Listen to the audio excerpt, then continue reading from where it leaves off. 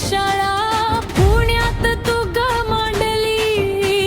शेण फेकत्या अंगावरती पण ध्येय तुझे अढळ होते. तुझ्याच एका पाऊलाने स्त्रीत्वाचे नंदनवन फुलले. आजची लेख ही आकाशाला गवसणी घालते आहे. तुझ्याच प्रेरणेचे तेज डोळ्यात साठवते आहे. डॉक्टर, इंजिनियर, पायल तर प्रत्येक रूपात तू दिसतेस. अन्यायाविरुद्ध लढताना वाघीण होऊन गरजते. सत्यशोधक विचारांची तूच खरी ग आधार.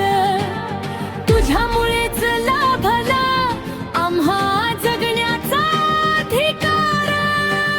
100 वर्षानंतरही आई तुझे विचार जिवंत आहेत. क्रांतीच्या या महा